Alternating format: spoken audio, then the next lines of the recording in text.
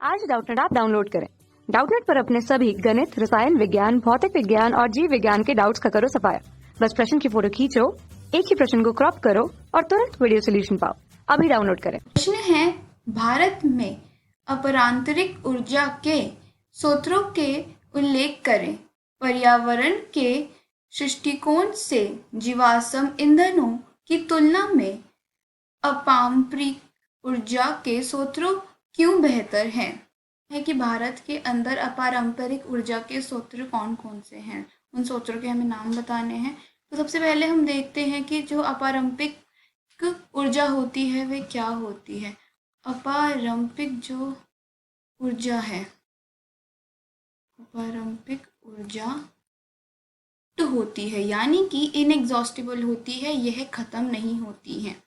और इसके उदाहरण कौन कौन से हैं जो भारत में इस्तेमाल होती हैं?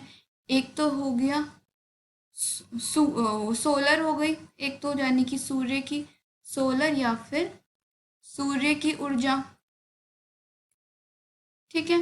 दूसरी हो गई पवन की यानी कि हमारी विंड एनर्जी, पवन। तीसरा हो गया ज्वार यानी कि टाइडल एनर्जी। चौथा हो गया हमारा भूतापीय यानी कि जियोथर्मल, भूतापीय एनर्जी, ठीक है, ऊर्जा। और फिर आ गया हमारा बायोगैस, बायोगैस आ गई। और बायोगैस के बाद हमारे पास आती है परमाणु ऊर्जा यानी कि एटॉमिक एनर्जी। तो यह सब ऊर्जा किसके पास है? यह सब ऊर्जा है भारत के पास। अब आता है हमारे प्रश्न का दूसरा भाग, जिसमें हम बताना है कि पर्यावरण के दृष्टिकोण से जीवाश्म ईंधन की तुलना में अपारंपरिक ऊर्जा के स्रोत क्यों अच्छे और या बेहतर हैं। वो क्यों अच्छे हैं? क्योंकि जो हमारी जीवाश्म ईंधन होते हैं, जो हमारे जीवाश्म ईंधन होते हैं वे कैसे होते हैं? सबसे पहले तो वह कैसे होते हैं? अटूट नहीं होते, वह समाप्त हो सकते हैं, ठीक है, वह समाप्त हो सकते हैं। दूसरा, उनमें से बहुत ही धुआं निकलता है यानी कि वह प्रदूषण करते हैं। कैसे? क्योंकि जब यह इनका जो फ्यूल होता है या जो हम इनका जो फ्यूल होता है वह क्या करता है?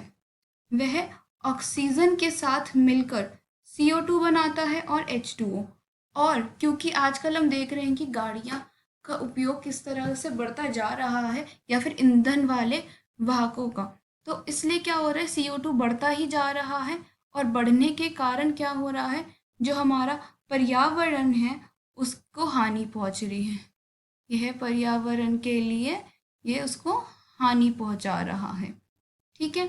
और क्या हो रहा है? जो हमारा जीवाश्म ईंधन है वह कैसे होते हैं? वह थोड़े से उनके महंगे होते हैं, उनके जो प्राइसेस होते हैं वे कैसे होते हैं? उनकी कीमत क्या होती है? ज़्यादा होती है। और क्योंकि वह समाप्त हो सकते हैं और धीरे धीरे करके समाप्त हो रहे हैं, इसलिए उनकी कीमत कैसी हो रही है? बढ़ती ही जा रही है। तो इसके तुलना में यदि हम अपने जो नॉन कन्वेंशनल सोर्सेज यानी कि अपारंपरिक ऊर्जा है उसके बारे में अगर हम बात करें तो वह कैसी है? उसको जो हम सब सेटअप करते हैं, खासकर जब उसका हम सेटअप करते हैं तो उसकी हमें थोड़ी सी कीमत देनी पड़ती है, परंतु जब वह उसको हम चलाते हैं, जब उसको हम चलाते हैं तो उसमें लगभग नगण्य कीमत लगती है। कितनी? नगण्य यानी कि एकदम नेग्लिजिबल, ना के बराबर उसकी कीमत हो जाती है, ठीक है। दूसरा जो सबसे अहम बात है इसके अंदर कि यह प्रदूषण नहीं करते हैं, यह प्रदूषण नहीं करते हैं यानी कि पर्यावरण के लिए यह एकदम सही है। और दूसरा, यह लंबे समय तक चलते हैं, लंबे समय तक चलते हैं, यह जल्दी ख़त्म नहीं होते हैं। और ये कैसे होते हैं? यह अक्षय होते हैं। अक्षय होने का कारण मतलब है कि यह रिन्यूएबल है, हम इन्हें बार बार बना सकते हैं यानी कि इनको हम बार बार इस्तेमाल कर सकते हैं और ये लंबे समय तक चलते रहेंगे। तो यही कारण है कि जो हमारी अपारंपरिक ऊर्जा है वह हमारे जीवाश्म ईंधन की तुलना में अच्छी है, इस प्रकार। कक्षा 6वीं से 12वीं से लेकर नीट, IIT, JEE वो एडवांस के लेवल तक 1 करोड़ से ज्यादा छात्रों का भरोसा। आज ही डाउनलोड करें डाउटनेट ऐप या व्हाट्सएप करें अपने सारे डाउट्स 8400 400 400 पर।